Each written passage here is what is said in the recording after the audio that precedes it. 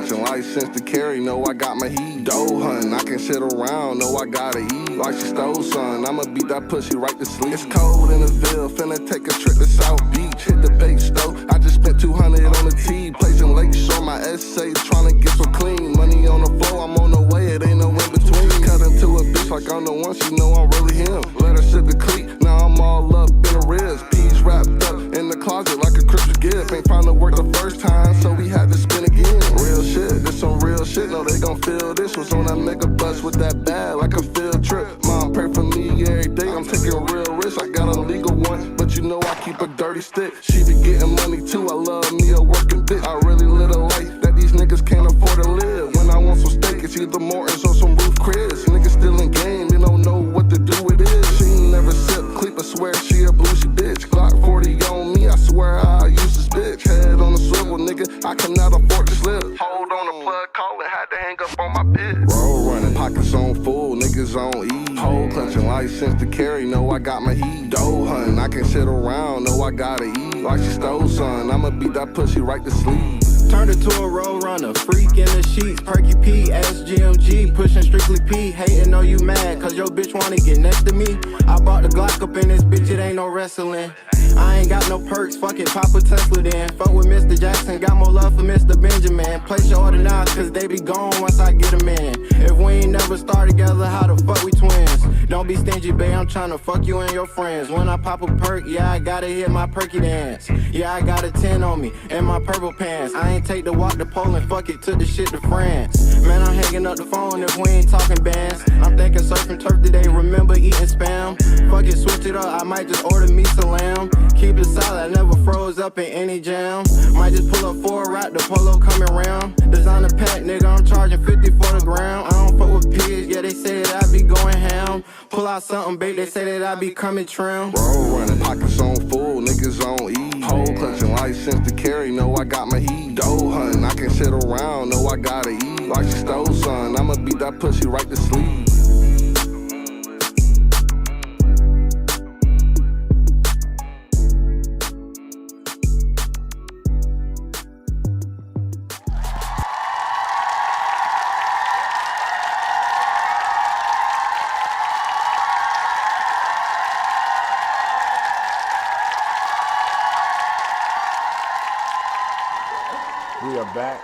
We are back with another episode of Game Time.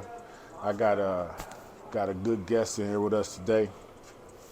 I met this cat in the sauna. I met him on the court at the gym that we go to over LA Fitness, and then we got to have the conversations, whether it be in a sauna, where we have a lot of conversations going on there. A lot of building goes on in these recreational gyms because you got people from everywhere, all walks of life, pulling up to get that workout. And if somebody's on their grind, that says a lot about them, especially you see them consistently in the gym. That says that they're training. And a lot of that comes with intellectual development. And so that's where intellectual minds meet, and we met on an intellectual level as well. And I was compelled to bring him on here so he can give us some information about what he does. And I'm going to let him introduce himself because I didn't get your name before we started. So go ahead, who are you? I got you, Kurt. My name is Joe Walton. I'm a life insurance broker in 40 states. He caught me hooping, got some work, but ended up being a cool cat all around. He can ball, man. This boy 12, this cat. He cannot hit every bucket, man. What's your basketball background?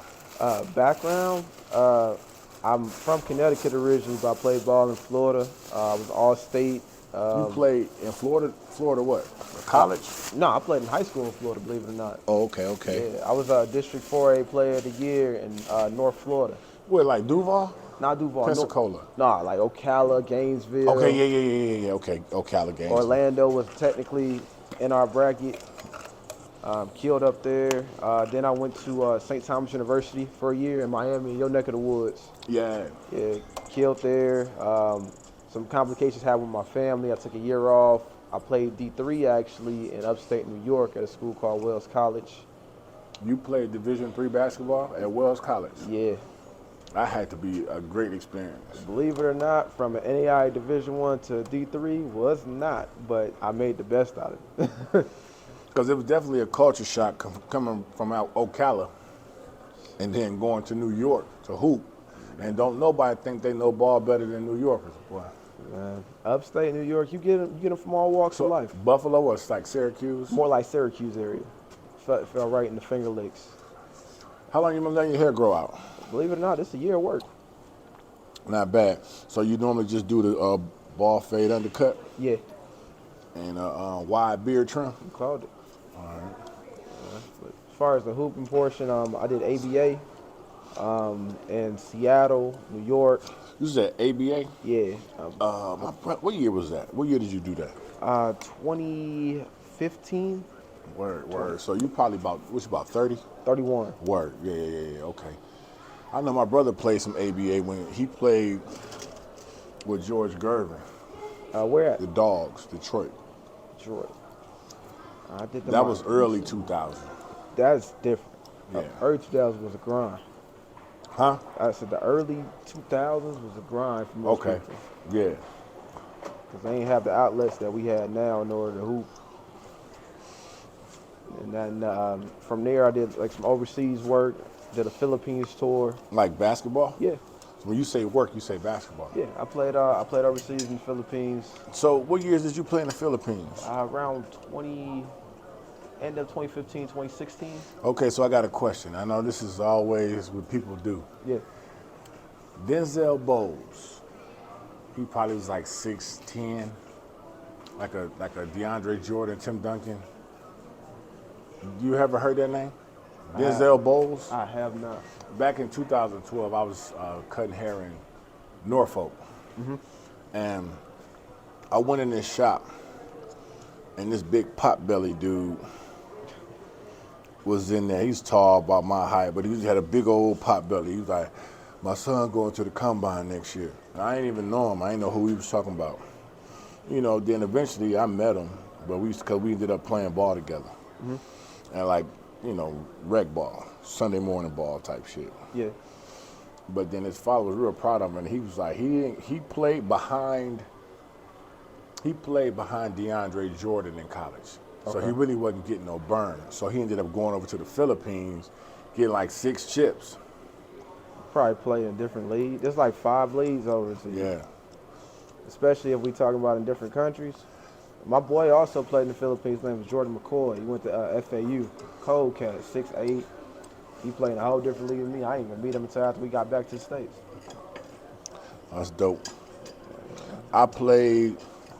I'm an alley cat baller. I've been playing ball since I was like 9. Cause see, when I was a Bad Boys fan. You know what I'm saying? In 1986, I was 10 years old, and Michael Jordan was, you know, doing this thing in Boston and all that other shit. So I grew to like the Pistons, and that was my style of play. You know, I would be out there in the alley hooping on crates. You know what I'm saying? See the picture? You had the crate move going. Everybody had the crate. Everybody If you did. was from the hood, you had the crate. Yeah. Then I played a lot of AAU. Then I played some high school. And that was when I was just a little running around, dunk on everybody, you know, KG wannabe dude. But then, like, I got in the military and started playing with military cats. Come to find out they got military leagues and shit, so I'm still running around just dunking the ball like a little skinny dude. But it wasn't until I went through my divorce that I decided to play in the paint. Because I was really using that block work as a way of beating out frustration. Literally going to the paint, pounding to the rack, no matter how big your dude was, I'm taking it to his ass. And then that really got me in the gym every day because it was a relief that I didn't have. After like being on the ship for like 5 years and not knowing how to deal with myself, like this is what I found peace in. It wasn't nothing stupid, it was just hooping every day. And then somebody saw me and said we could use that energy on our team. The next thing I know, I was playing and going to Okinawa and traveling all around the world playing ball on that level, and then eventually I developed into a nice, you know, run and gun player, but I'm just a dog around the box in most places. And you actually train. You put in hours of shot work and shit like that. Being undersized guard, you ain't got no choice. Word. Because I used to have hops out the world. Like, Like on this video, like this picture right here. We on a Tom Joyner cruise. Tom Joyner has a cruise every year. You know what that is? Yeah. And it's basically like a black college tour. Because it's like all these black folks on there. And part of it is a basketball tournament, 3-on-3 tournament. So the year before, my brother went as a comic. When you're a comic, they'll let you come for free. They might throw you a couple dollars. But you there to do comedy, but you get to take this cruise for free. This dope ass cruise, which is a dope cruise. It's doper than I could ever imagine. But he won it the year before, because my brother played for like Wayne State. He played for the Globetrotters. My brother put in the work to be a shooter. You know what I'm saying? Yeah. So I know what you mean when you say you had to put the work in. To this day, my brother's still averaging 40 a game at 45 years old. He said, man, he hit lefty, and you know, slim, and he just still come down, shoot that same little bullshit jump shot, make 10 threes a game, and then drive on you when you tired of shooting, you know. He long with it, yeah. Yeah, he long with it, and it's like, all right, I mean, I respect it. But, you know, he trained. Once you train, it's there. Yeah. It's there. It's hard to lose, man. Now, I had a great, you know, turnaround jump hook game once upon a time. I took 3 years off. I say 4 years off hooping. Like from 2018 to 2021. 2021 November, I came in the gym for the first time. I was a fat boy. I had moves. I might have still had a shot, but I had gained so much weight. I just was exhausted. Had weight on me, but I was out exhausted. So one day I'm in the gym shooting around trying to get my legs back under me. And Freeman, you know Freeman? Yeah, I know you, Big Freeman. I'm over here, this little nigga say, he the Kobe of this gym. And you know that's some shit he'd say. He would say. And I'm like, what? Yeah, nigga, I'm the Kobe of this gym. I said, man, bullshit, you gotta play me one-on-one right now. I am a fat boy. So, first play of the game, it was like, you know, it was 2-2. And then I was like dead. I was just winded. I couldn't move him because he's a tree. And then I was just out of it. This is the worst shape I've ever been in. This is like a bottom for me. So I'm like, fuck. So he ended up beating me like 5-10. And I said, all right, that was November 2021. And I said, I'm not coming back in this motherfucking gym till I get my life together. So I went in the gym for a whole year. Worked out, I lost about 30 pounds.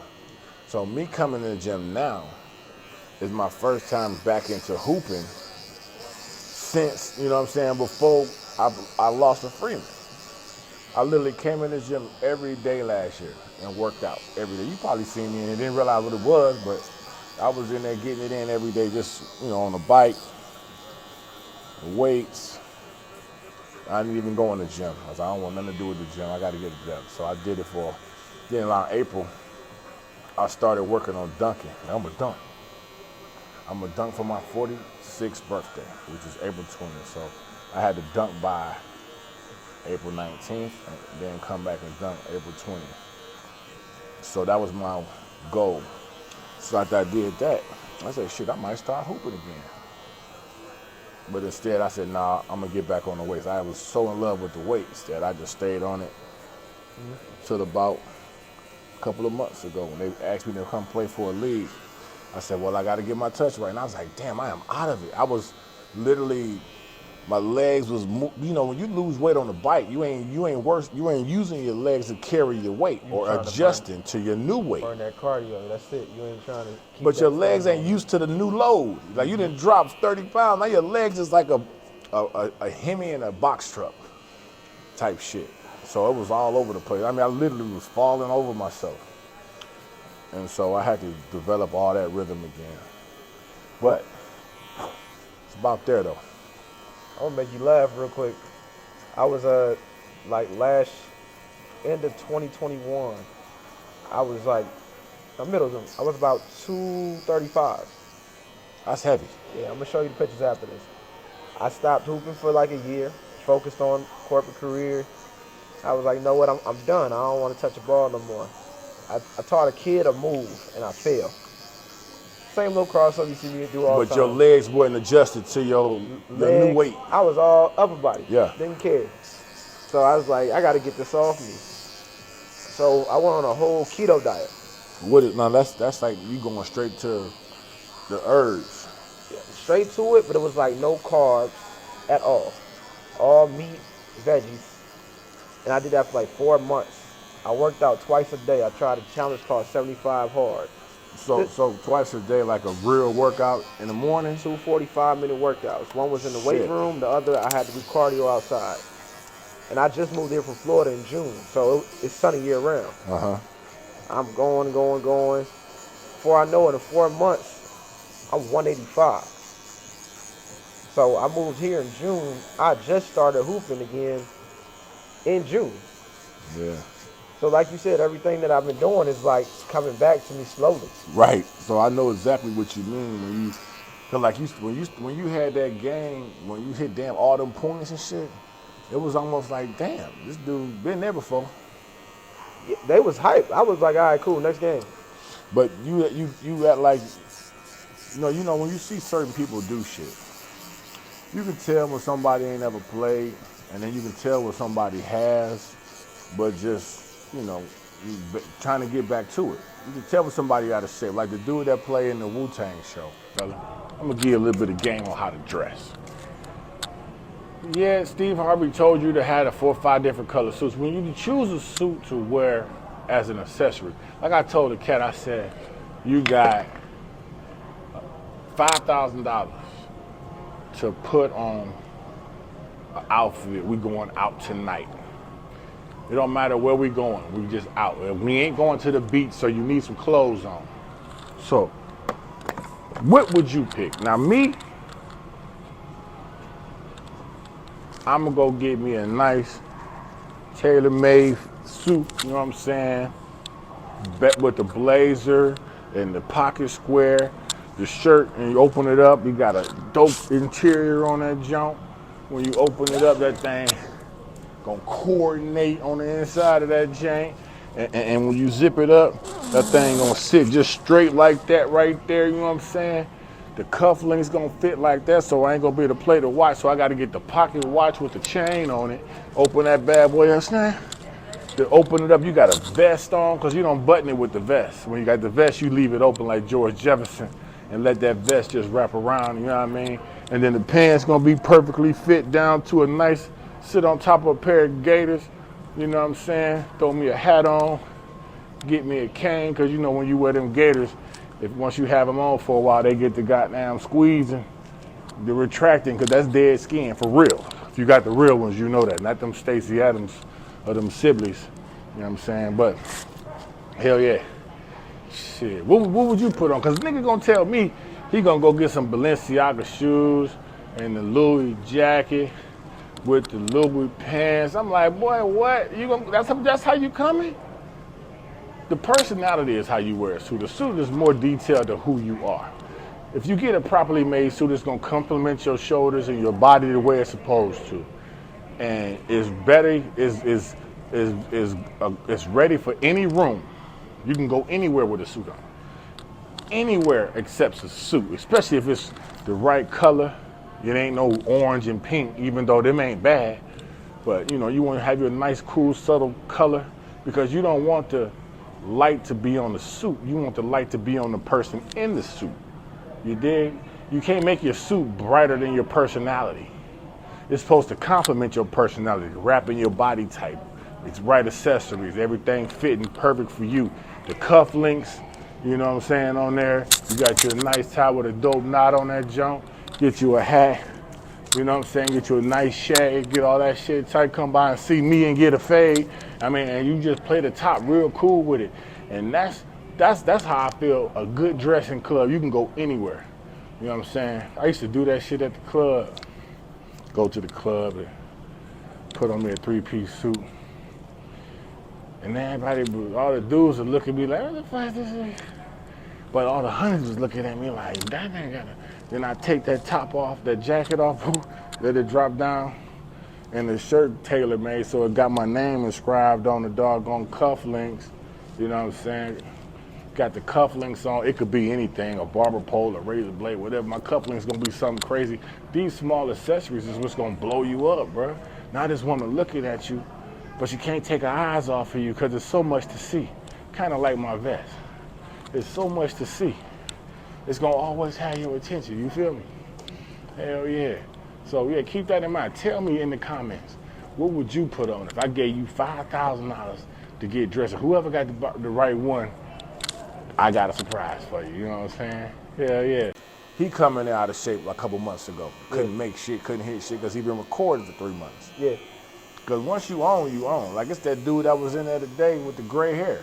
I ain't talking about. He got a cool game. But like I said, man, basketball has always been my measuring stick for my health, and it's gonna be what's gonna, it's my thing. It's like, I play in the league. I played a game last night, had 22 points. We lost, they stopped giving me the ball. I had 12 in the first half, and the rest was putbacks, But we played against the guys that be in the gym. And it's like these guys, they stopped giving me the rocket shit. Because what it was, they didn't put me on the team early.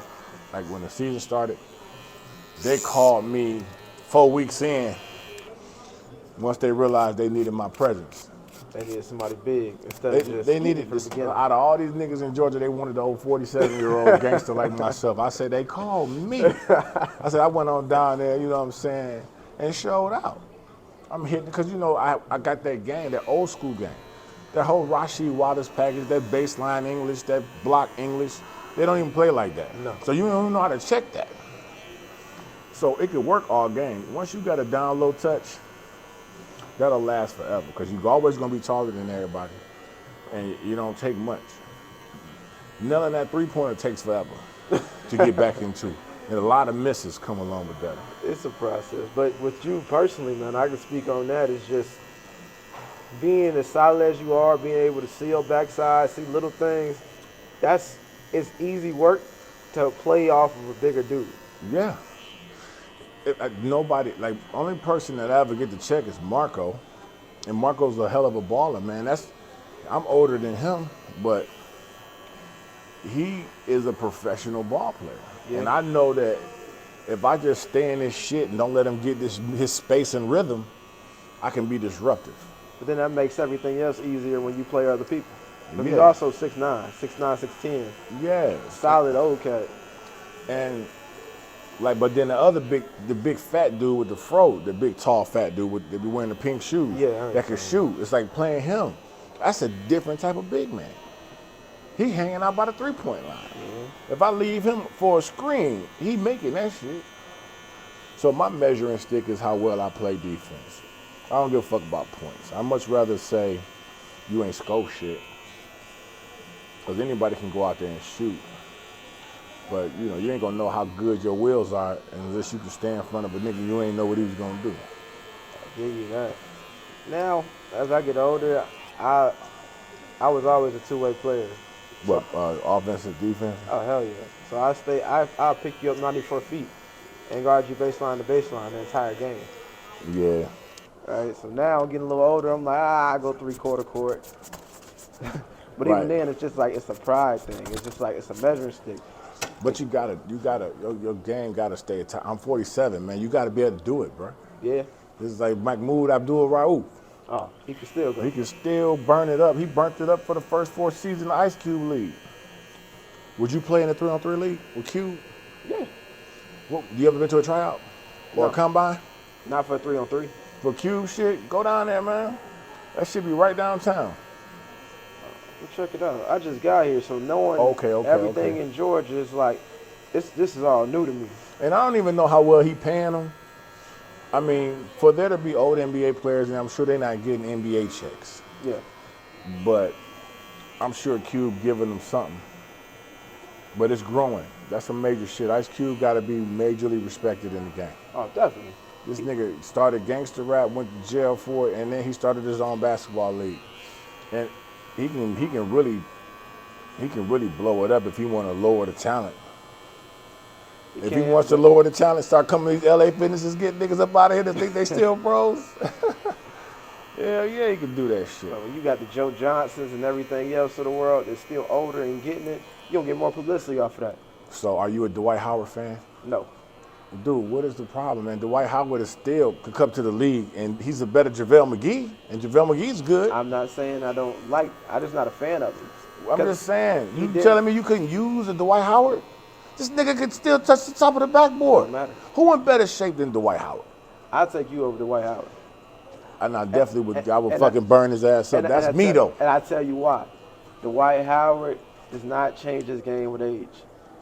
Okay. And when I say change the game with age, don't mean he got to touch the top of the backboard. He could be on Tim Duncan's shit, just turn and get some points. So can Shaq can come and play Orlando Shaq in the NBA today. I believe He so. can play fucking Laker 3 championship Shaq. He's still going to be dominant. He's still going to be Shaq. He can bring that bitch to the box, 2 dribbles, turn around and shit on whoever for the next 30 years. The only thing just like Kareem can still throw that sky hook. I don't give a fuck if Kareem came in the league right now. He could average 30 points a game. But those are skills that never leave people. You know what I'm saying? Dwight never had. He was He was relying upon his physicalities. He was a better DeAndre Jordan.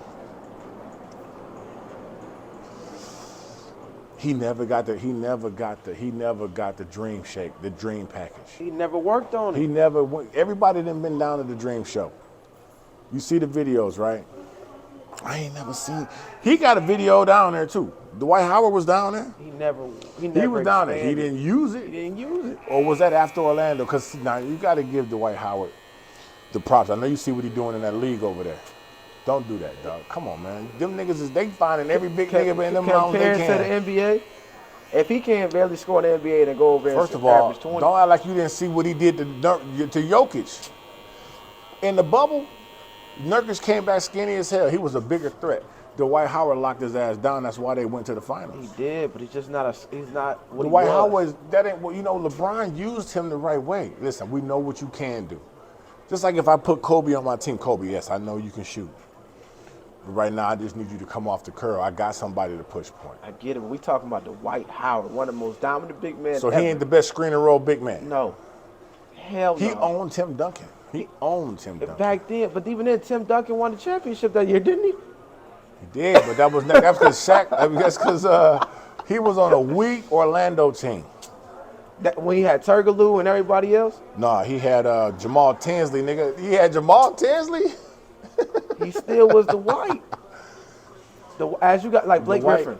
Think about Blake Griffin. Athletic as shit. Never developed any type of his game. He's struggling right now. Blake Griffin, to me, I ain't gonna say he was overrated because when he was in OU and he was shitting on niggas like a diaper after eating mangoes, nigga. Like a baby eating mango, he was shitting on niggas. Dwight, that little yellow dude in Oklahoma was swatting niggas shit left and right. Hella. Blake Griffin was, because you know he blew his knee. It was just, he was crazy in college, B. It was him and Odin. But that Blake shit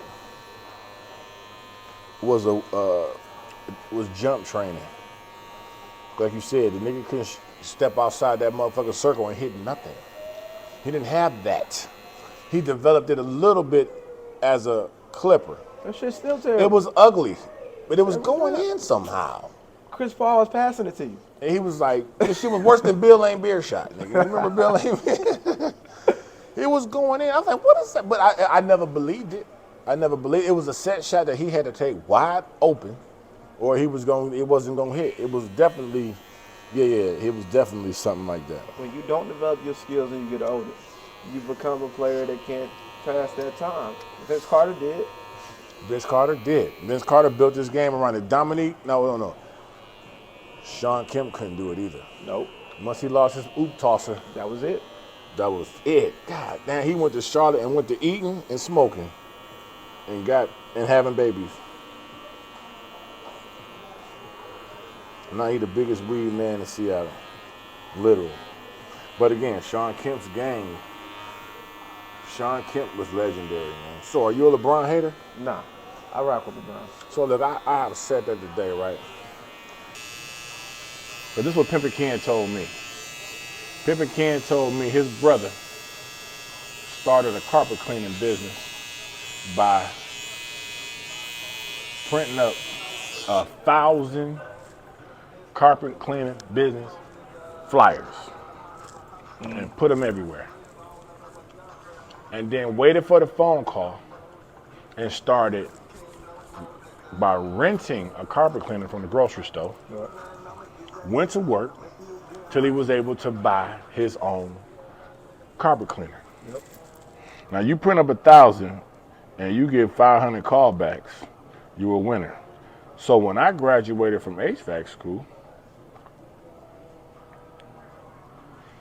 I went and created a business. I got an LLC. I created a business, I created flyers, and got my own clientele started as an HVAC technician, period.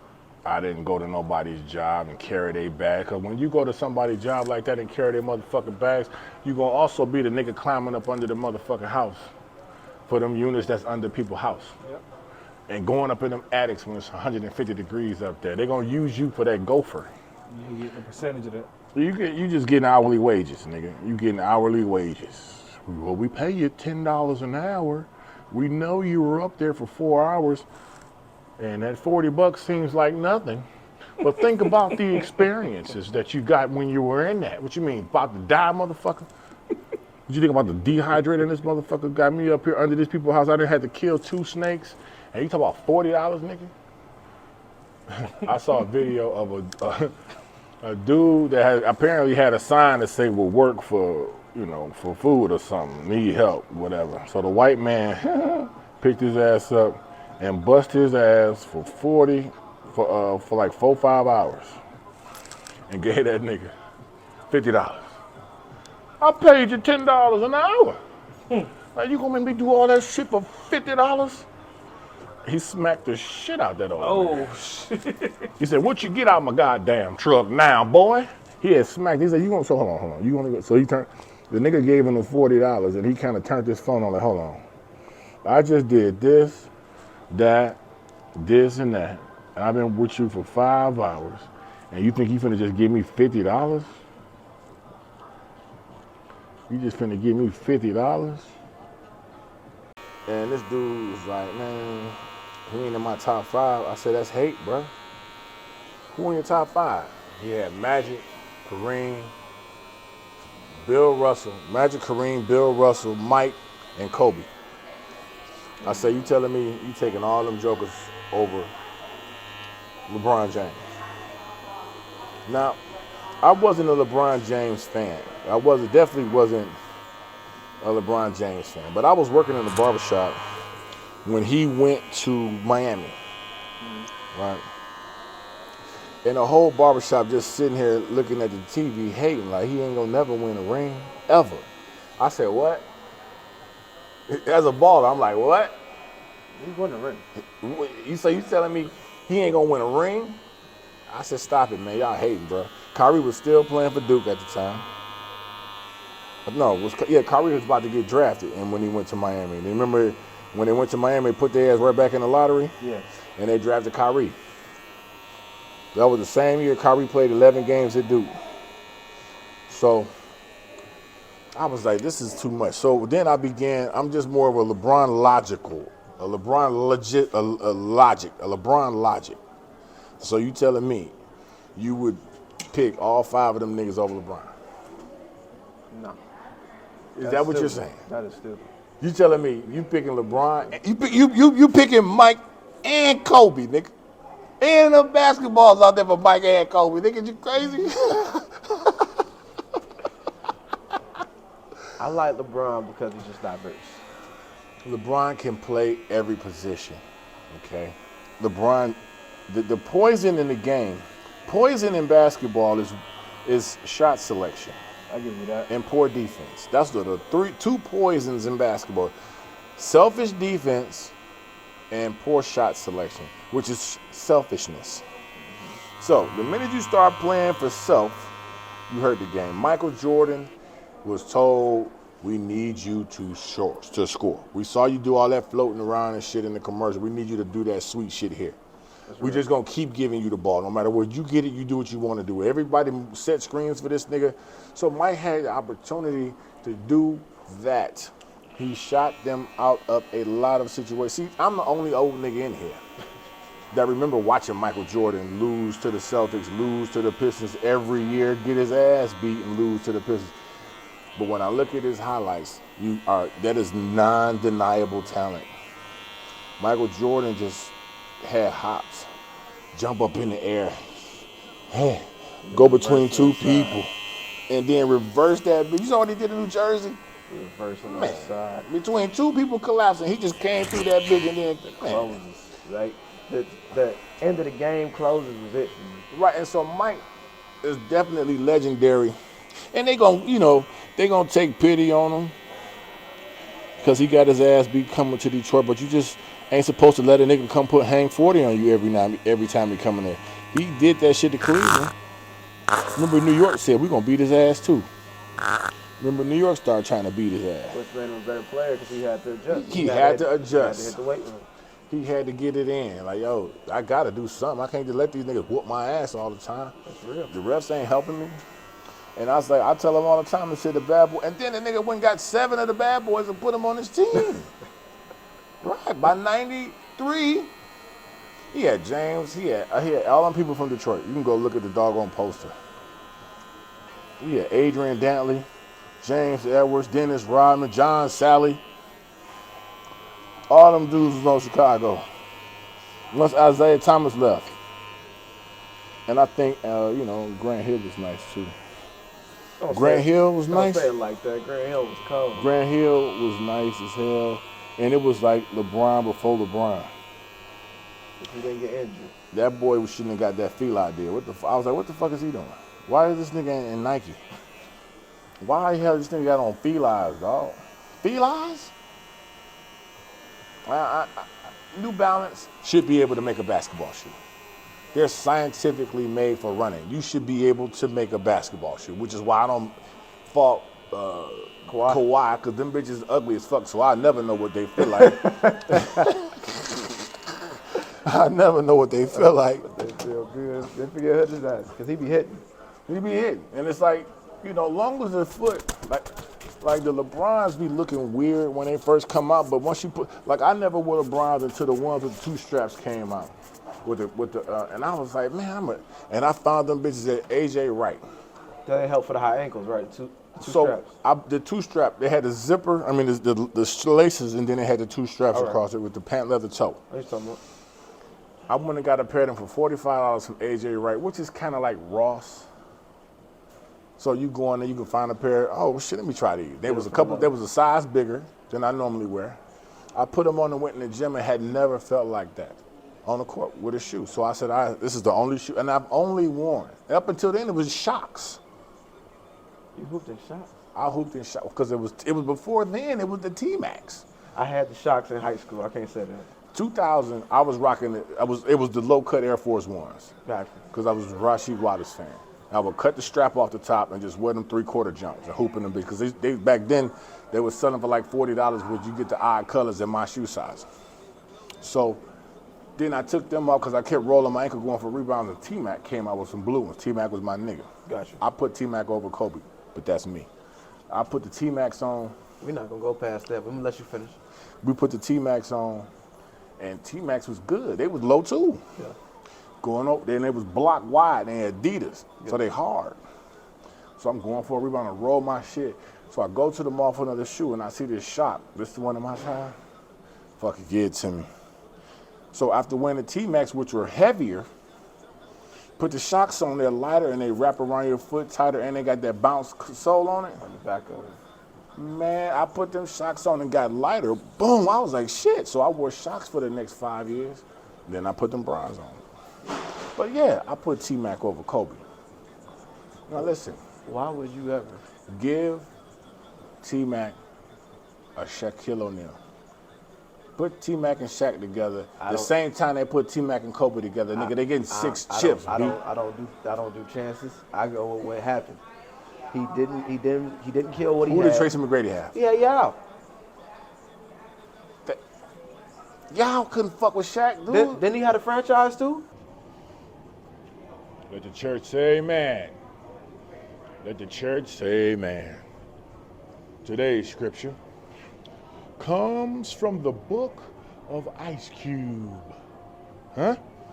Chapter 2, verse 16.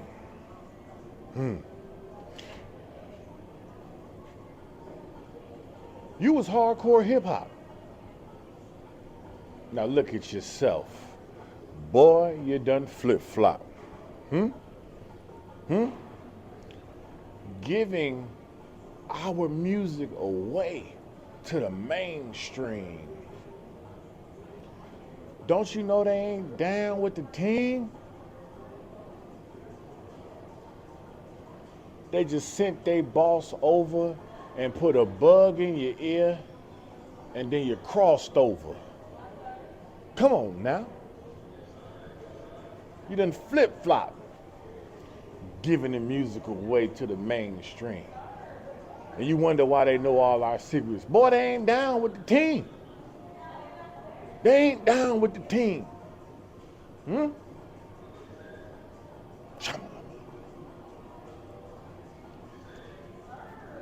Yeah, Steve Francis would have been No, I think Francis, they traded him in Orlando for him. Say less. And then cut Catino Mobley under his ass. That's fucked up.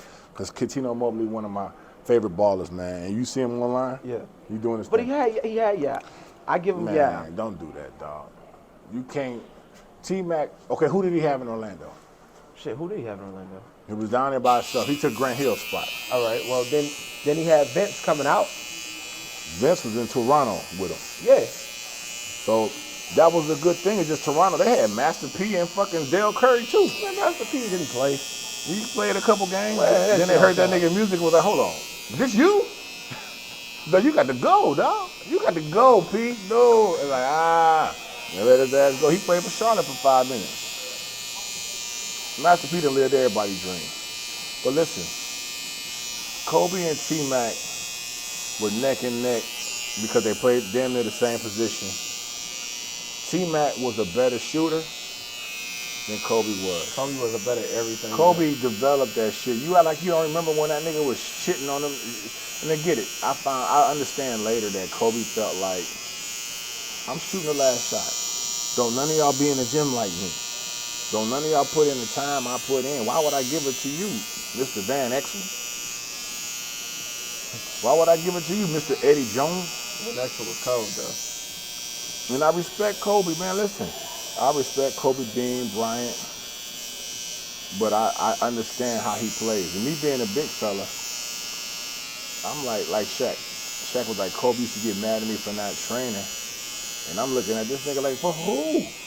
Who's stopping me? But you also said if he would have trained, they would have won more championships. You fucking right. Kobe would have trusted him more. But I'm like, nigga, who guarding me, dog? Who guarding me? Who's getting in front of me blocking? I'm the baddest motherfucker alive. Only reason why I ain't MVP is because you won't give me the fucking rock. And Kobe like, nigga, you need to work out more. All right. So, as a guard, you know, I can get your understanding because being Kobe, nigga, you got T-Mac over here, Eddie Jones over here, Vince Carter over here. Goddamn, you got all these dudes coming for your ass, Kobe. You the average size 3. So everybody want a piece of that. So ain't nobody up there with Shaq. No, Shaq. Sabonis, nigga? Who? Nobody. So it's like, where's my motivation? I get why you up here. You fighting to keep a spot, Kobe Bean Bryant. Because you got to outplay Eddie Jones. Eddie Jones was a bad motherfucker. They traded him. They took him because if you look at the Eddie Jones, because again, I'm old enough to remember watching Eddie Jones play when he was Van Exel and Big Dog. I remember when Eddie Jones was just a nice-ass 3. He was like a young Mello. Nice. It's just Kobe came in with I guess, legacy attached to him. I guess Kobe just had a vibe. You know, and I don't know, Eddie Jones was older. So we go invest younger, go get us a Shaq, and have us a whole franchise. Because Kobe came out of high school from Philly, and I respect Kobe game. And, you know, as I grow, I understand more about his thought process. Because I'm looking at the TV like, Why won't this nigga pass the fucking ball? Why is this nigga shooting air balls like Shaq ain't down there? Because again, I'm a big fella, and I know I can get to 2 points. Kobe like, nah, man, I'm gonna show y'all motherfuckers. So I didn't understand that. You know, now that I understand relentlessness. You know, and then Kobe's looked at as a fucking god to all you guys that play ball and shit. You know.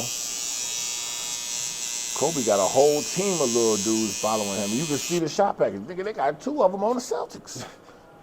Tatum and Jaylen Brown. Them 2 baby Kobe's. Then you got Jordan Clarkson, James Harden, D-Book, Paul George, Kawhi Leonard. I don't know if Kawhi was in there. Devin Booker. Cold as ice. These all them baby Kobe's out there finna change the league. I still love Rondo. Rondo's my favorite point guard. Really? That's right. And my brother always talks shit, but I'm like, you talking shit about Chris Paul. I'm like, what the fuck has Chris Paul done, doc? What has Chris Paul won? Because Rondo won number 17 for Boston and number 17 for the Lakers. I remember that. He led them boys to the championship as a rookie. He went to Kentucky. Chris Paul punching niggas in the nuts at Wake Forest. You don't remember that shit? I don't hear nobody talk about that. Chris Paul definitely was doing some wild And don't remember Chris Paul tried to get the young boys to... Chris Paul, the reason why Harden left Houston. Yeah. I'm trying to work out you sending niggas to play ball on my court, dog. What are you doing, dog? Him and that wasn't gonna work anyway, man. Some of them trades just be like, What, Harden and Paul? yeah. Because Harden wants the ball for 17 seconds. Let's just call it what it is. That is. He wants it for 17 seconds. He want to dance around right here and then step back to the hash and shoot that thing. I don't know how the Luka thing gonna work. With Kyrie. They They too dominant people who need to have the ball. No. What happens, that's you talking about the nigga that owned the Mavericks is on Shark Tank. Yeah. That's a good business deal. Go get me Kyrie. Yeah, give me Kyrie. I got the best bargaining chip in the world now. He ain't finna come Kawhi Leonard his ass up in no motherfucking Dallas. Yeah. Because Kawhi Leonard does have the #1 performance of any basketball player I like in Kawhi. one season. I fuck with Kawhi. Leaving San Antonio the way he did, they sent him to Toronto like fuck off. He go to Toronto and win the ship single-handedly. Everybody who leaves San Antonio is a dog. But Popovich slick, he hiring all foreigners. Yeah. Popovich hiring, nigga, ain't no niggas on fucking 18. The only reason why Kawhi was there was Kawhi is a very exceptional talent. Now, Kawhi's father got murked in the hood. His dad had a car wash, and Kawhi worked there as a kid, a neighborhood car wash. And right after this nigga got drafted, his pops gets robbed and shot at the car wash. So Kawhi Leonard, you know, was, and time frame I may not be 100% on, but this has all happened. So what I'm noticing is Kawhi's behavior, standoffish, quiet. I'm like, who is this? Why is he? But then you find out his pops get murked. That's the nigga that trained you in basketball, taught you the game. He get murked in the same hood. You probably know who did it. That's a lot. Yeah. Still maintain his professionalism. But Popovich woke his ass up one day. When he was on the court, he didn't make a play right, and Popovich was standing on the side like, what the fuck? And he was getting this shit, and Kawhi said, word, and didn't play no more. Did you remember that? No, you got me on that. Kawhi Leonard was on the court, and something happened. You can look up the argument. The last time you probably ever seen Kawhi Leonard talk to Popovich. He was on the court, all the time out, what the fuck are you doing? You know, you can see this shit on TV. You don't know what he's saying, but you see the language. You see the this, and you see the this, and Kawhi like this. And then he got hurt and never played again. Yeah. And then the whole team came at him. Damn, you could play. That ain't really no heavy injury. You could still. Remember they came at him. Yeah, I do remember that. So he was like, all right, bet. So he ain't say nothing. So they traded him, said, fuck you then. Now he didn't healed for 2 years. They sat on the bench for a year and a half. Then they sent him to Toronto. Fuck it then. We're going to send you to Toronto, goddammit. Motherfucker kills. We ain't finna send you to L.A. We ain't finna send you with Brian. We're going to send you up there. Go on up there and freeze your balls off. He go up there and take him straight to the shit. Now, a lucky bounce in Toronto against Philly. And maybe some unfortunate but fortunate injuries in Golden State. KD got hurt and Clay got hurt. He still got a chip. Word, that shit count, nigga. That ain't his That problem. that's not my problem, B. Every year, the military loses thousands of veterans to suicide, more like 22 veterans a day to suicide. And how we commemorate that and bring awareness to that is 22 push-ups for 22 days. And we do that in the month of November, and we do it all the time. It's to give respect and show that we are concerned and we are taking a look and worried about the brothers and sisters that, commit suicide. So make sure that you support a vet. Be a listening ear. You'd be surprised how far it goes. And this is our way of showing respect to the people that we lose to suicide every day. The best ability is availability. What you got going on ain't got nothing to do with me. We just out here balling, dog. Whoever you put us out here with, who we with. Yeah. Van Fleet. I like Van Fleet. I remember seeing him in college. Didn't he go like to Connecticut or something? I don't know where Van Fleet was. He was cold. He's cold, man. He's nice, man. What you think about Coach Prime? A lot of fluff. Who? A lot of fluff. What's fluff? I think everywhere he goes, they expect greatness right away. They hold him to a higher standard, and he holds himself to a higher standard. And I think he does a great job with the men he has in front of him, but at the same time, man, it's like, I don't blame him for leaving the HBCU because he wanted better for the kids, and they didn't want to come to an agreement. I mean, but you can't get mad because a man decided to make another move because y'all didn't want to accommodate those situations. So, Coach Prime, I ain't got no problems with him. I just think it's a lot of fluff with the media behind why he does what he the does. negative narrative? Yeah. Yeah. First of all, Deion Sanders got to be one of the greatest, to me, my favorite football player. I got him, Lawrence Taylor, David Little, Larry Little, they're my uncles, but at the end of the day, Prime Time went to Dallas, straight to the ship. He went to,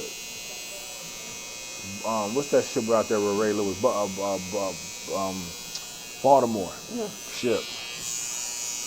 He came to San Francisco, ship. Prime Time, they wouldn't even throw to his side of the field. That's just an exceptional respect for an exceptional talent. I'm not throwing to this dude's side of the field. So, like I said, I've been following Prime for the whole time. And I understand the impact. He ain't nobody perfect. He's not a,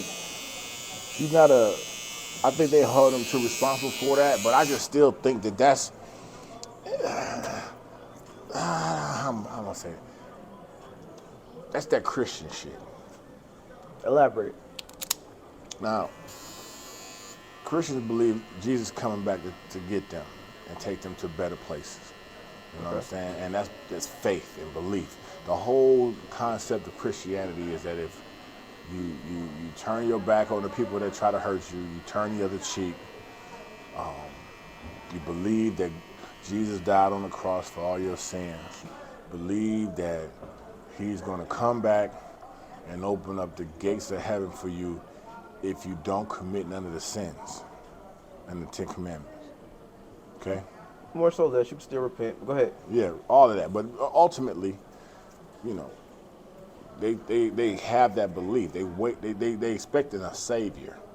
That whole concept of letting somebody save you, it starts in Christianity. Okay. You know what I'm saying? Nat Turner used to preach to the plantation out of the Bible about love thy master like you love the Lord, because it's pleasing to the Lord. Until he learned the true word of the Lord and then realized that these people were his masters. Right.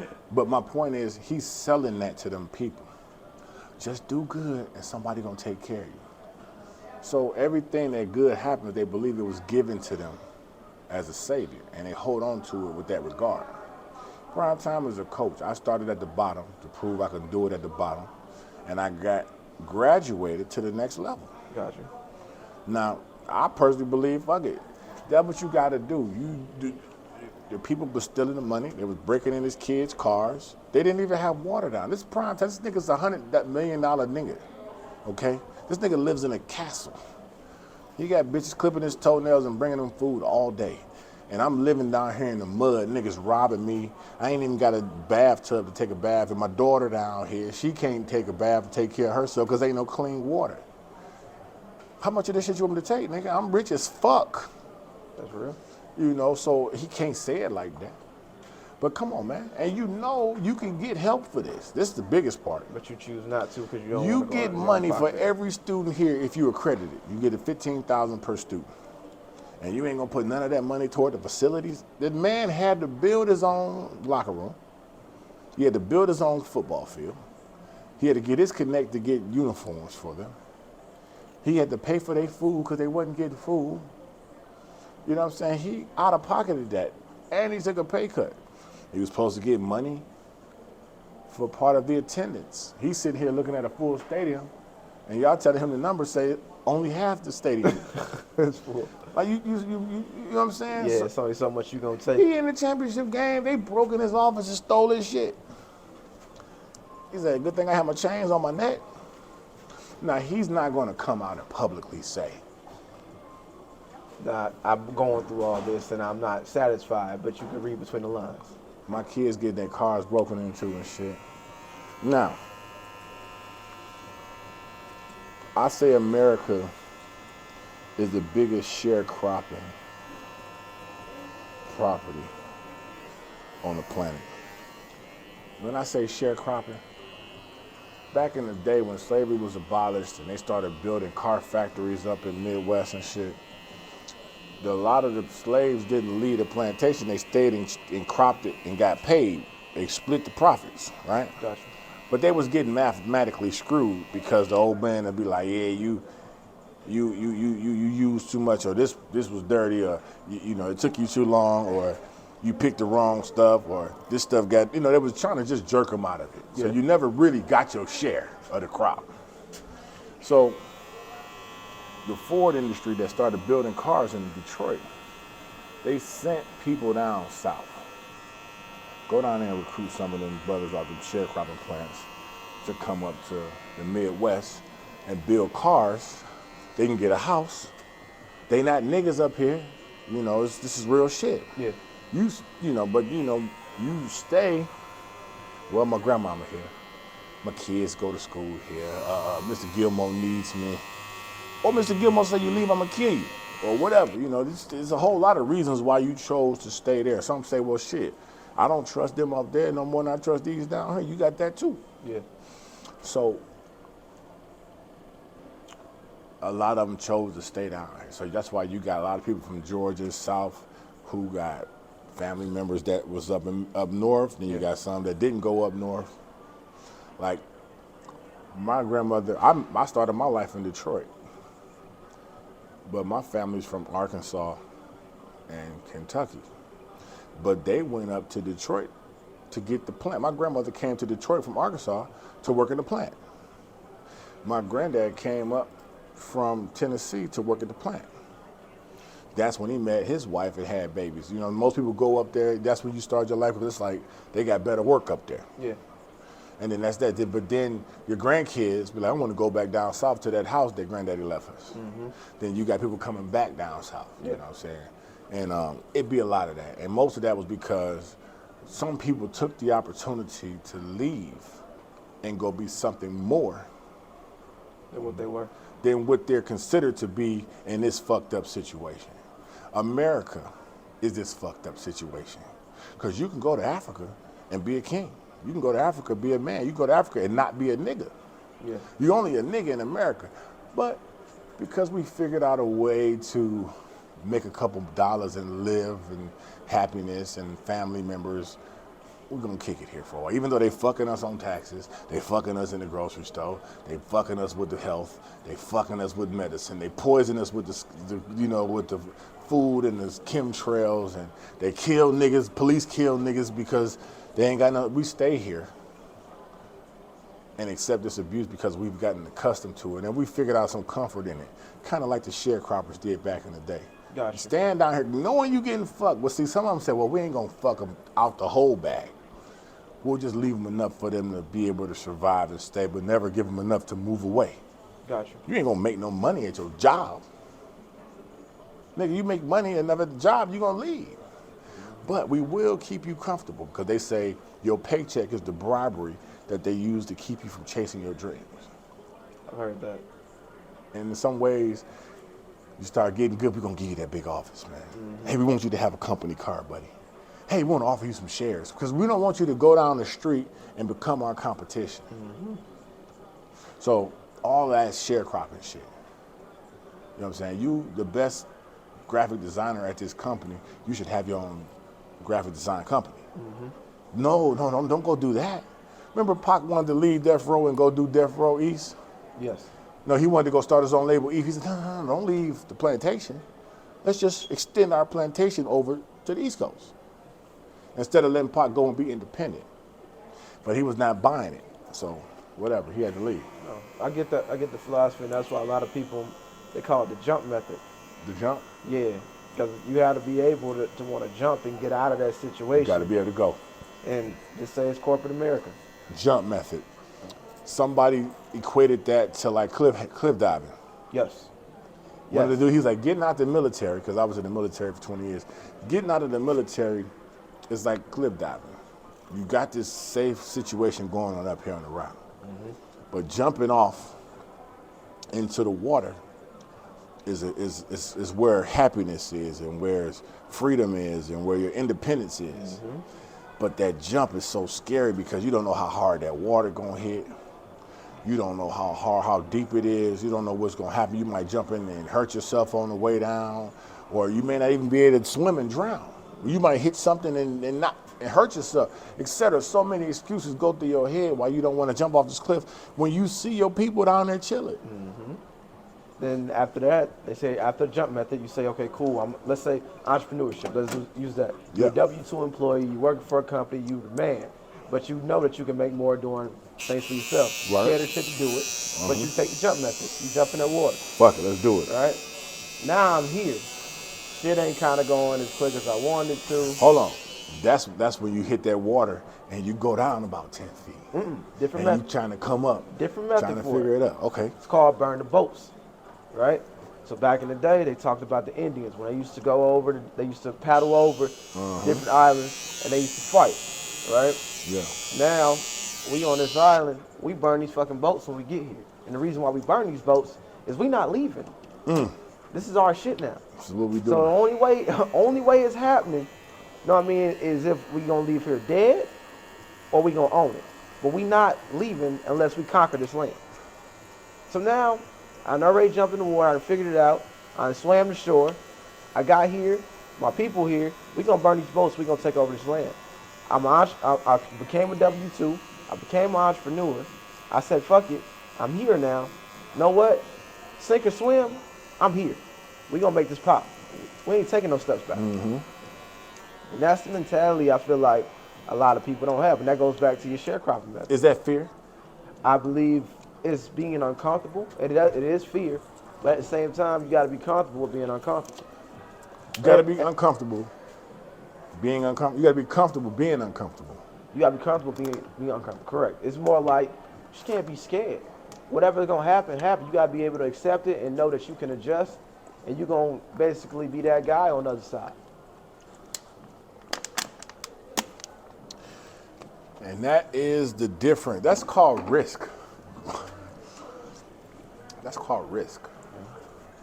And the thing about risk, I mean, like I said, man, it's either in you or it ain't. And that just comes from, you know, having the right people in your. So that's a great segue into what it is that you do. Are you independent? Yes. How was that jump?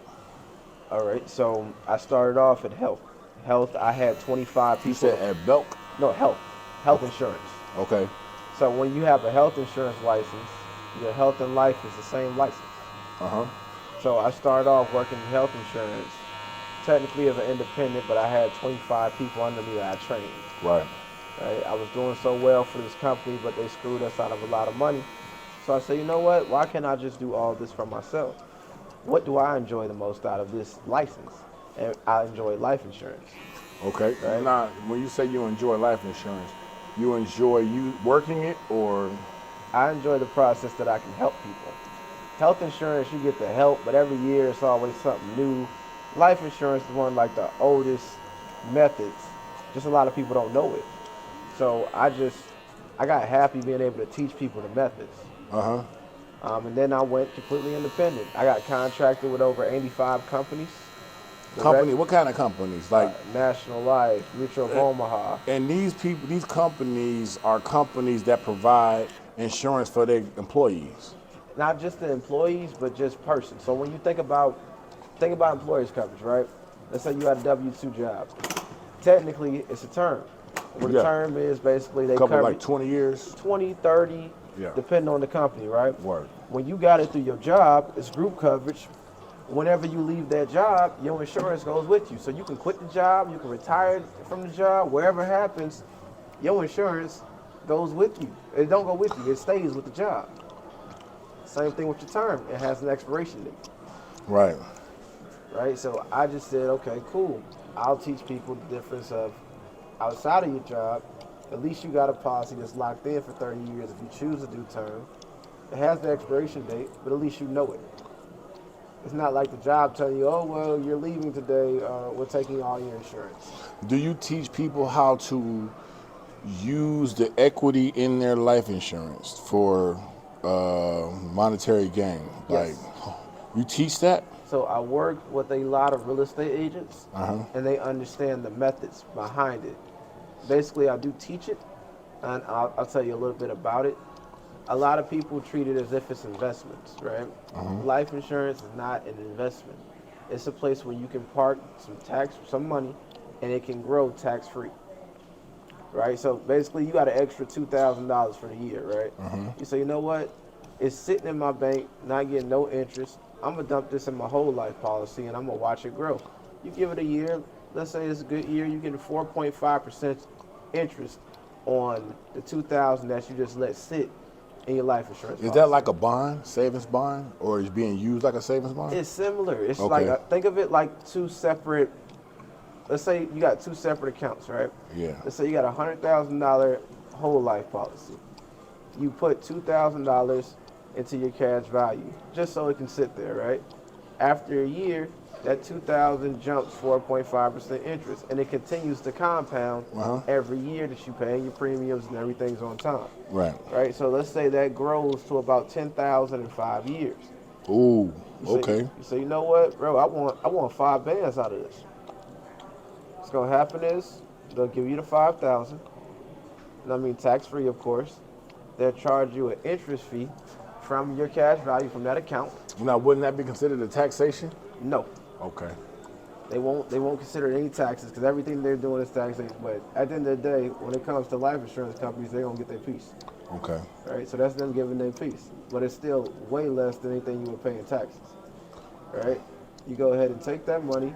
Let's say you say, all right, well, I'm gonna put this into a business play. Take the $5,000, make the business play. Guess what? You can put the $5,000 back. Right off top. The money that was in there is still compounded. Right. And you can continue to make that play 4 or 5 times, 6 times, 7 times for the rest of your life if you choose to. Now that cash value is there for when you live. That death benefit is there for when you die. Word. And we're not taught that. We're taught get life insurance and when you die, your people are okay. Yeah, you can do that with certain policies, but others, you can go ahead and just maneuver it a certain way. That's why I say everybody's situation is different. Well, that's definitely some information that I know a lot of people need and could use. See, when you go take a home equity loan out, your credit has to be better, and the risk of having a better interest rate is what you gambling here. You know what I'm saying? If you have a great interest rate already and your credit ain't where it's supposed to be, you're gonna take a hit on your interest rate, meaning your mortgage is gonna go up. But you take the equity out to do what you want with it. Is that how you can do life insurance? A little bit different. Think of it like this, right? Let's say you had a flip, right? So for people who don't know how flips work, we're gonna kind of break it down for you. Like a house flipping? Yeah. So let's say Kurt had he got a property for $100,000. Yeah. Let's say they want $20,000 down. right? Let's say that you got to pay $40,000 to fix the entire property up, right? Let's say in your cash value you got $80,000. You could take 60. You say cash value in your house? No, your life insurance. Okay, right? Yeah. You take the $60,000 out your life insurance. It doesn't take their fees, etc. You take that cash and you fix the property up. Now you get it reappraised. That property is worth, let's say, $250,000. What you can do is you can go ahead and take the 60 back. You can pay yourself back because now you're not paying a bank back. Right. And then now you got a house with high equity in it still, even after you paid yourself back. Yeah. So now technically you're not going to the bank to get a lot of funds. You're going to the bank just to cover certain expenses. Does that make sense? Yeah, definitely. So, okay. And that's not bad. And again, people paying life insurance should know this because you're paying life insurance. They should tell you this. But life insurance companies won't tell you that because that's almost, a gamble for them. Yeah. But then it's part of your education too. Like, think about it. There's a lot of things that you don't learn in business until you get into business. There's Right. a lot of things you don't know about flips until you started doing flips. Yeah. So, do you have a website and, videos where you teach this information or an online course that you provide? Or is there a way for people to get in contact with you and get this education, get this training? Because you said a lot of big things here, and I know some people like, damn, I didn't know that. So the setup for me, I do everything from a free consultation. Word. Right? Because everybody's situation is different. A lot of people are giving information out here that don't apply to you in your current situation. So on Instagram, you can follow me at Joe Solutions LLC. We're gonna make sure that we put a picture of all of that in here. You got a business card. You send me a picture of that. Do you have a commercial where you talk your shit about what you do? Yeah. You send me a copy of that. We're gonna drop that shit all up through this motherfucker about 5 times. Make sure it's very well, understood, and they're gonna know how to get in contact with you and know how to and bring you some questions. The worst case scenario, like you said, you got a free consultation. You said, is that what you said? I don't want to make you free if you ain't. Is it a free consultation? Yeah, free consultation, because technically you're not buying anything yet. Right. We got to find something that works for you and fits within your budget.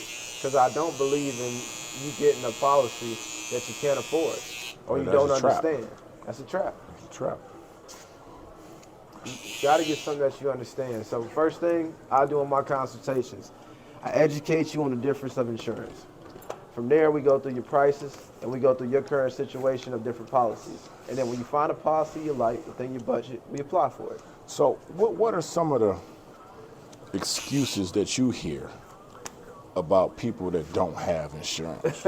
Why you don't have insurance? Why? It's too much. I have it through my job, so I really trust them to go ahead and give me the best rate. I'm gonna get it. They don't say that, but that's what it translates to you. Oh no, that's what comes out. Like, my job is gonna do what's best for me. Just like my job, my 401k is gonna do what's best for me, but that's a different subject. Do you work with 401ks I too? do not do anything with 401ks directly. Now, as business owners, I can tell you different ways you can invest that's going to help you a little bit better than a 401k. Okay. Through life. Because a 401k is basically a money pot that you put money into that you can take money from that gives you an interest rate. They give you a developmental interest rate. You make money off of it through interest rate. But I think the companies you buy from match what you put in it up to a certain percentage. Correct, but also it's still mirrored by stock. So a lot of times people don't know what stock the company is mirroring. So if the stock takes a dive, right, and you retire that year, when you get your money out, it ain't gonna be the same that it was before, even if they matched it. Damn. Right? So at the end of the day, once you get that money, let's say it's lower, right? You still getting hit for taxes for whatever the money is. 60K, as long as it's left over, you're like, I'm getting 60K back. No, you're not. Taxes coming into play. And the bigger the hit the company took, the bigger the taxation gonna be for you. Mm-hmm. Man, we had a great conversation, man. It's good to know you know basketball. You know, that's a good thing. I speak a lot of. I love basketball. I've been doing it forever. Only thing I've been doing longer than cutting hair is hooping. I've been cutting hair since I was 10 years old. So I really appreciate you coming through, blessing us with that game.